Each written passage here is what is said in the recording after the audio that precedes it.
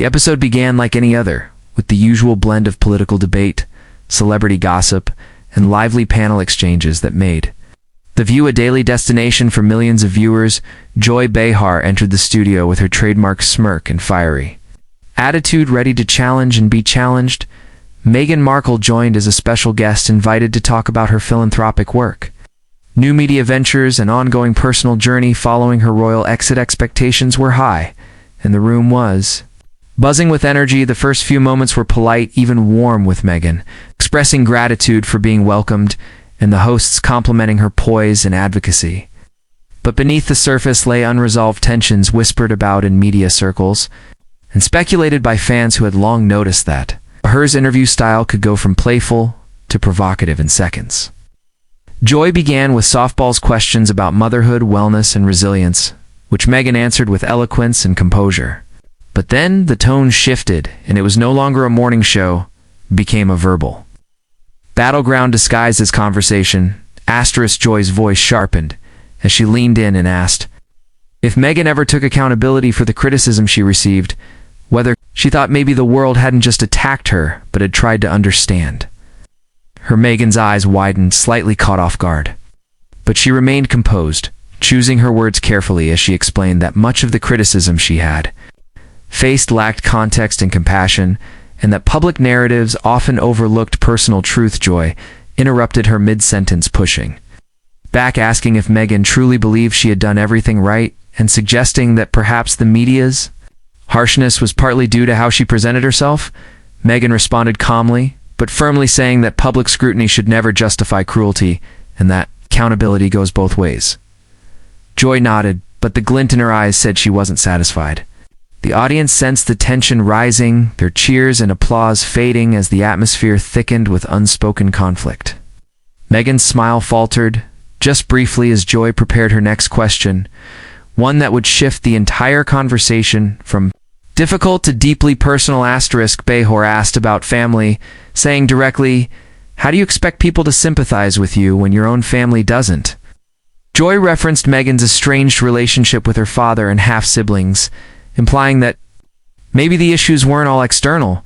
Meghan's face changed subtly, her posture straightened, and her voice lowered as she explained the years of manipulation, betrayal, and media exploitation that had driven her to protect her peace and set boundaries. Joy countered that families are messy and everyone has drama, but most people don't cut their relatives off. Meghan replied that setting boundaries is not the same as cutting people off, and that her situation was made more complex by fame, lies, and emotional harm. The conversation grew heavier with each exchange, and the air inside the studio seemed to shrink. Every word from Joy seemed to dig deeper, and Meghan's replies, while still graceful, carried more weight, less polish. Joy pushed again, asking if Meghan ever regretted doing the Oprah interview, suggesting it had thrown fuel on the fire and worsened her public image. Meghan took a breath before answering, saying truth should never be something to regret, and that sometimes silence becomes complicity. The room was tense, the audience unsure whether to clap or remain silent. Meghan's voice began to tremble slightly as she recalled how the media had weaponized her silence against her, how she was judged. No matter what she did, Joy sat upright, studying her guest, but not backing down. She asked if Meghan thought she played the victim too often, a question that drew gasps from a few in the audience. Meghan's face turned pale, but she answered, saying that surviving public humiliation, racism, and lies was not playing a victim, it was surviving. Meghan said that strength sometimes looks like tears, and boundaries don't make someone weak, they make them human. Joy seemed unmoved, raising her brows and saying, people say you're calculated. Meghan's lips tightened, her jaw clenched slightly, and she looked down for a moment. When she looked up, her eyes were glossy, and she said softly, "I've had to be strategic because survival isn't easy when the world wants to break you." That single line quieted the room even.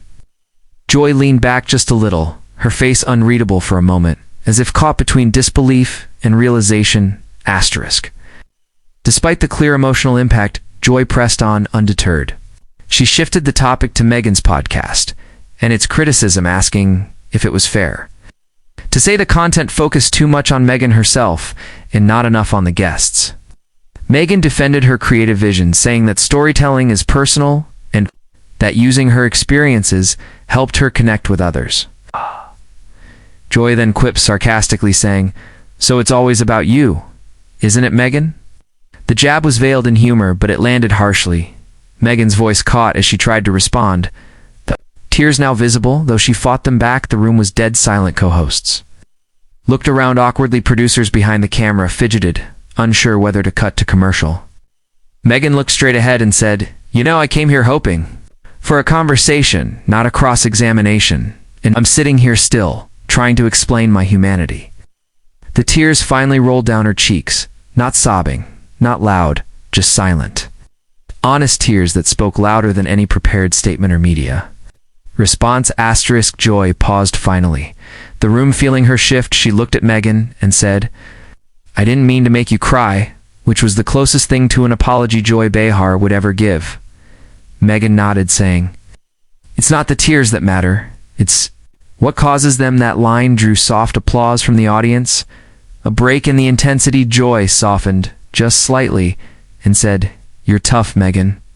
"You're tougher than I thought," Meghan smiled sadly and replied, "That's the part people always misunderstand. Toughness doesn't mean I don't feel it, just means I don't show it until I can't help it anymore." The moment was raw, the kind that live television rarely captures.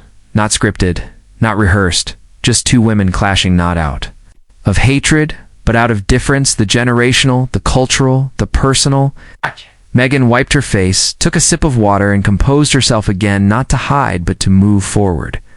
Joy looked down at her cards, then back at Meghan as if rethinking what she had planned to say next. *. The co-hosts, who had mostly stayed quiet, began to chime in, trying to soften the atmosphere. Anna Navarro praised Meghan's advocacy. Sunny Hostin defended her stance on privacy and public responsibility.